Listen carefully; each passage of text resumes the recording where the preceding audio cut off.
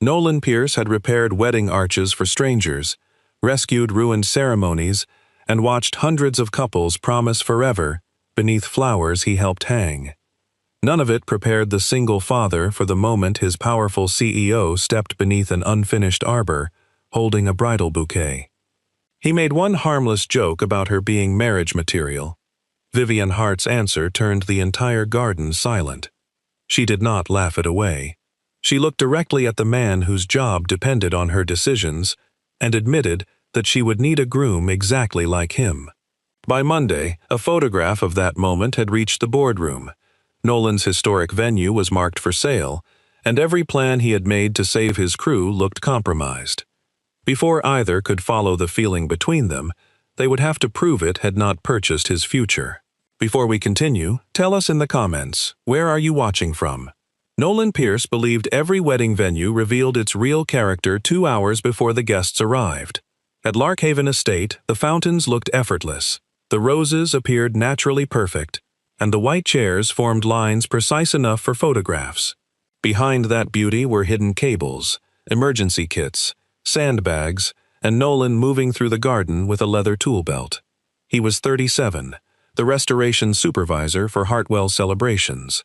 His fitted blue denim shirt was rolled over forearms, strengthened by timber, not gym weights. Chestnut hair framed an angular face, and slate-gray eyes missed little. His 9-year-old daughter, Maisie, sat at the welcome table tying ribbons around jars. She wore a yellow cardigan over a teal dress, dark blonde curls gathered by a blue ribbon. School was closed, and Nolan had permission to bring her during showcase preparations. Maisie had also carved a crooked bluebird into a walnut ring box. It stayed in Nolan's emergency kit for grooms who arrived carrying rings in plastic bags or coat pockets. At 11:14, the floral team discovered that the ceremony arbor leaned 4 inches to the left. 40 engaged couples were expected at noon, along with vendors and 2 board members who never visited without discussing Larkhaven's resale value. Nolan removed the flowers, braced the frame, and found water damage beneath the western post. The estate's old drainage channels had failed again. He had warned operations for 18 months, but the repair budget kept losing to expansion projects in newer cities. "Can you make it safe?" asked Dana Ruiz, the company's operations director. "Safe, yes. Permanent, not in 40 minutes. Safe is enough for today. It shouldn't be enough for next year." Dana heard the frustration but did not argue. She had supported his drainage proposal, though she lacked the authority to approve it. Nolan was tightening the new brace when the garden changed around him. Conversations shortened. Assistants straightened. A photographer lowered his camera and checked his jacket. Vivian Hart had arrived. At 34, she was chief executive and the granddaughter of the woman who hosted Larkhaven's first wedding. She was tall, glamorous, and confidently curvy, with a sculpted face, green-brown eyes, and long brunette waves. Her fitted white wrap blouse and black pencil skirt were striking, while pointed heels crossed the lawn as if grass had agreed not to inconvenience her. Nolan had worked for her company for 4 years. Vivian remembered names, profit margins, and every promise people hoped she had forgotten. She was admired, feared, and rarely alone. Today, however, she carried a cardboard tray of coffees herself. She handed Nolan a black coffee. "You remembered." "Pretend I guessed," she said, her mouth softening. The florist interrupted. The model hired to pose beneath the arbor was stuck in traffic, and the photographer needed to test the composition before guests arrived. Vivienne checked her watch, removed her camel trench coat, and accepted the sample bouquet. She stepped beneath the repaired arbor. White roses framed her dark hair. For once, she was not behind a podium or conference table. She looked warm, nervous, and startlingly reachable. Nolan checked the brace, then glanced up. "You know, you'd make a great bride," he said. "Very convincing." It was meant as a harmless joke. Dana smiled. The florist kept working. Vivienne did not smile immediately. Color rose slowly across her cheeks. Her fingers tightened around the bouquet, and her eyes stayed on Nolan with a vulnerability he had never seen in the boardroom. "I would need a groom like you," she said. The photographer's shutter clicked. Silence moved across the small group. Nolan felt the wrench in his hand become impossibly heavy. Vivian seemed to realize only after speaking that the truth had escaped in front of witnesses. Then Maisie appeared holding the walnut ring box. A groom forgot this. Is this a bad time?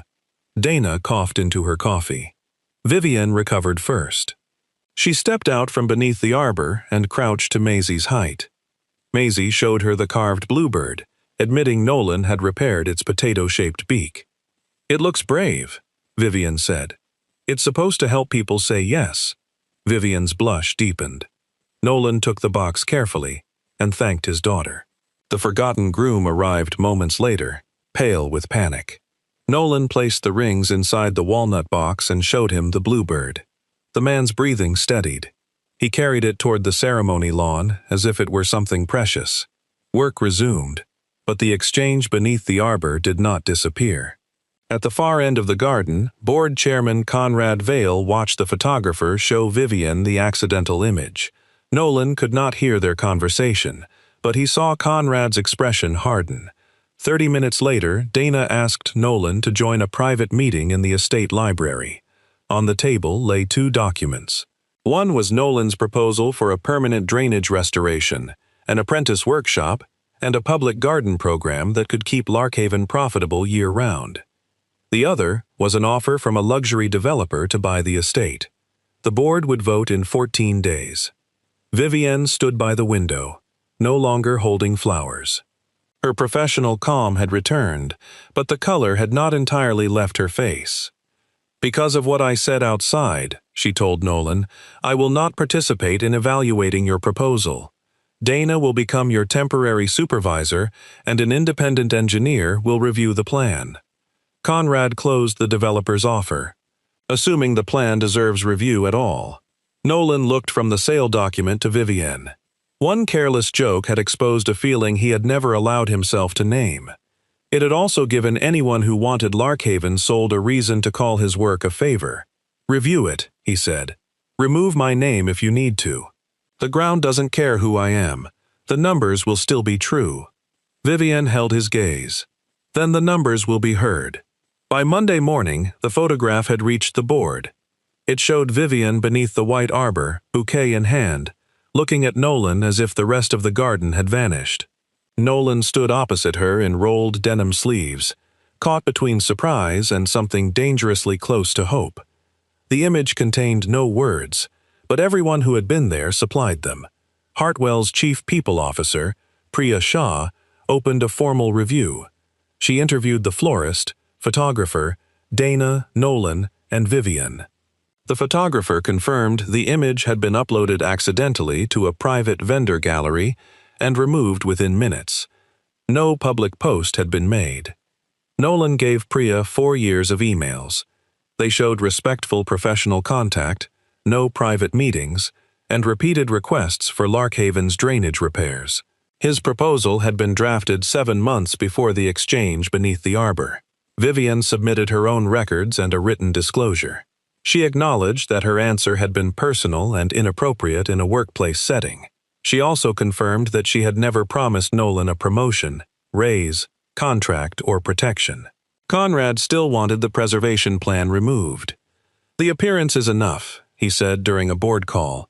"If we approve his project now, every employee will wonder what private affection buys." "Then judge the project without me," Vivian replied.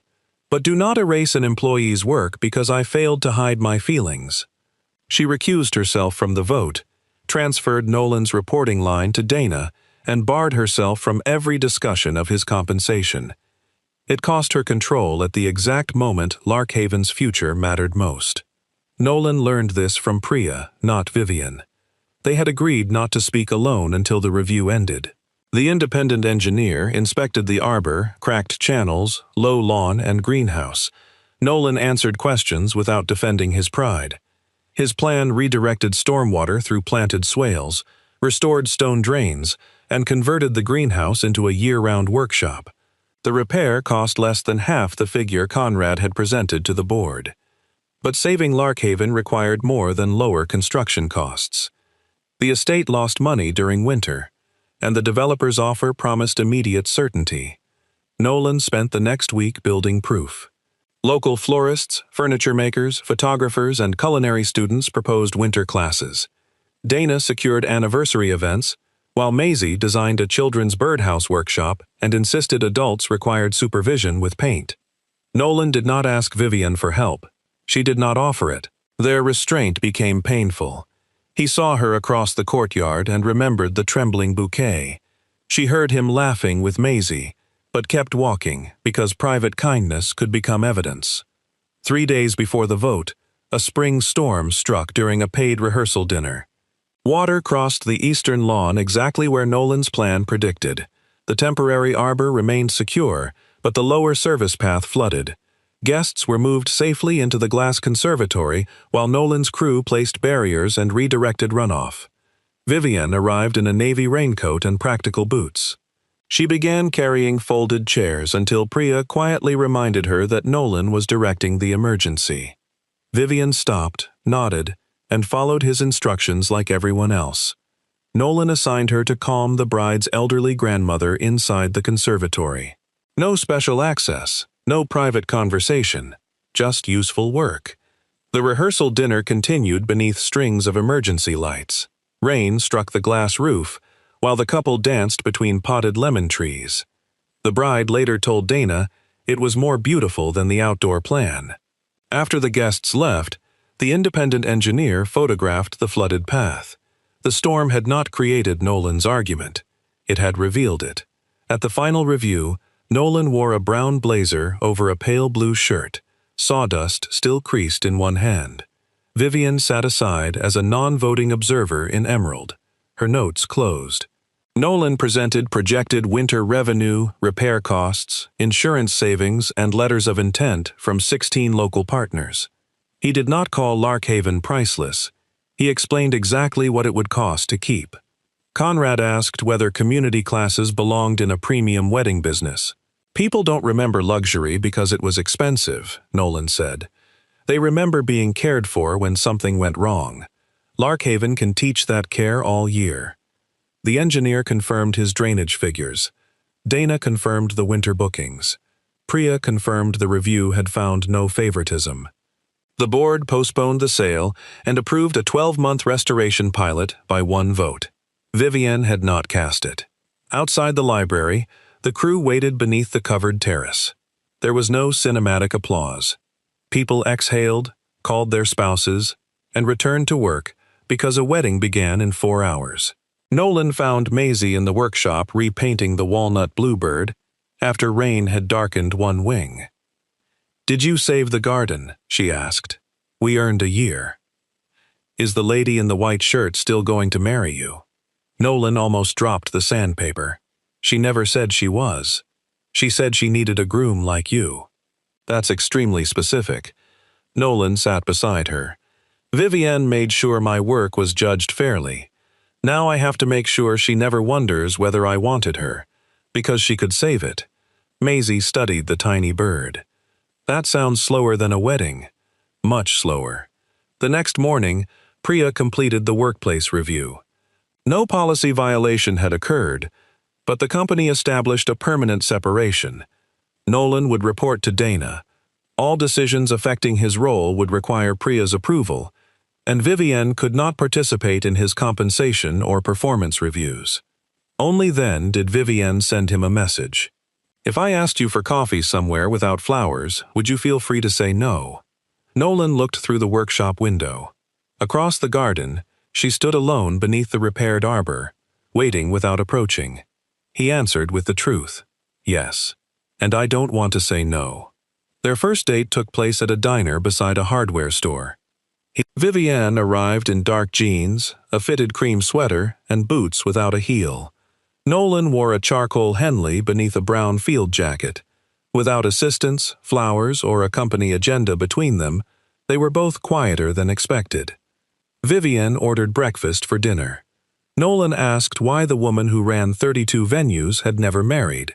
She did not give him an easy answer. At 29, she had been engaged to a consultant who treated their wedding as a business merger. He selected sponsors before they selected vows and shared private company figures with investors he hoped to impress. Vivienne ended the engagement 6 weeks before the ceremony. Since then, she had trusted contracts more than promises. "And then you made a joke beneath an arbor," she said. For 1 second, marriage sounded like a person instead of a transaction. Nolan understood more than he expected. His marriage to Maisie's mother Tessa had ended without betrayal. They had become two tired people building different lives. Tessa lived 3 hours away, called Maisie every night, and shared holidays without turning their daughter into a prize. The divorce had taught Nolan that good people could still fail each other when they stopped saying what they needed. "I don't need a perfect bride," he said. "I need someone who tells the truth before resentment has to do it for her." Vivienne smiled. "My face apparently tells it first." They dated carefully. Priya documented the relationship. Dana remained Nolan's supervisor. Vivienne left meetings whenever his pay or advancement appeared on the agenda. The rules sometimes felt unromantic, but they protected the answer each of them had chosen freely. Maisie met Vivienne away from Larkhaven at a Saturday farmer's market. Vivienne did not bring an expensive gift. She brought a small block of walnut and asked whether the famous bluebird artist accepted commissions. Maisie examined the grain. "What do you want?" "Something brave." They carved a second bird over 3 weekends. Vivienne's first attempt looked more like a shoe. Maisie kept it anyway. At Larkhaven, the restoration pilot began. Stone drains reopened beneath years of soil. Native grasses filled the new swales. The greenhouse became a winter workshop with long tables, safe tools, and enough windows to make rainy days feel useful. Nolan trained 2 paid apprentices from the local trade school. One had grown up repairing furniture with her grandmother. The other had never used a chisel before the interview, but could read wood grain better than candidates with years of experience. Winter classes sold out.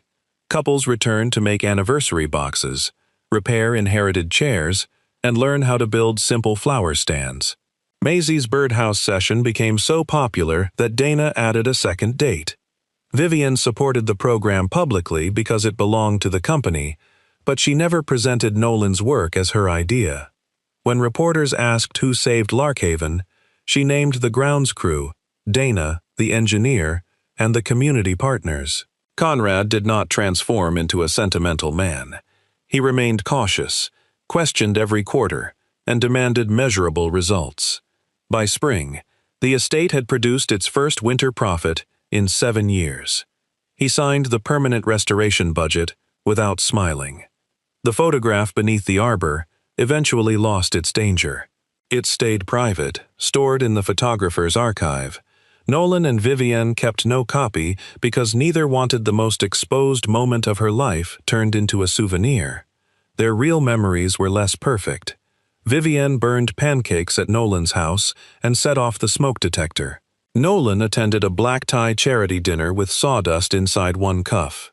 Maisie corrected Vivienne's carving grip, then fell asleep against her shoulder during a movie.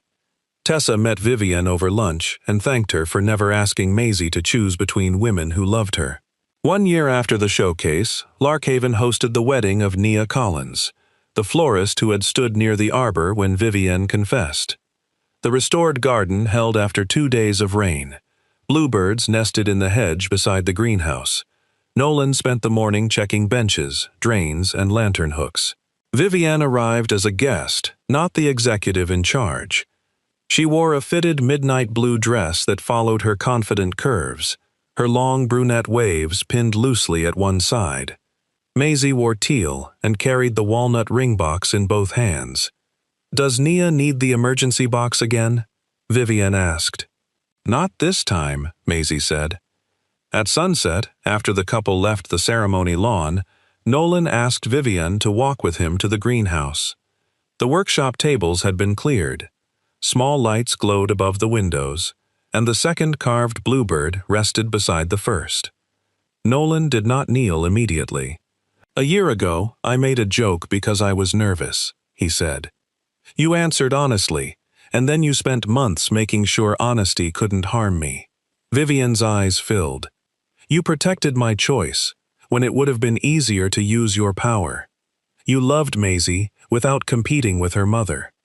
You let me see the woman behind the job, and you never asked me to become smaller so you could feel strong. He took the walnut box from Maisie. A new bluebird was carved into the lid, its wings straighter than the first because 3 people had worked on it. Then Nolan knelt. Vivian Hart, you would make a great bride, but only if you still want this groom. She laughed through tears. The same blush from the arbor returned, warm and unmistakable. I was hoping you'd finally apply for the position. Is that a yes? Yes. Completely yes. Maisie opened the box before Nolan could, and announced that the ring was still inside. Vivienne crouched to hug her first. Then she turned to Nolan and offered her hand. He slid the ring onto her finger beneath the greenhouse lights. There was no board watching, no photographer catching a mistake, and no job waiting to be saved by the answer. Larkhaven had earned its future. Nolan had earned his work. Vivienne had protected the difference between love and leverage. Outside, the restored drains carried the last of the rain away from the garden. Inside, the 2 carved birds rested together on the table, imperfect, useful, and made by hands that had finally learned how to build something meant to last.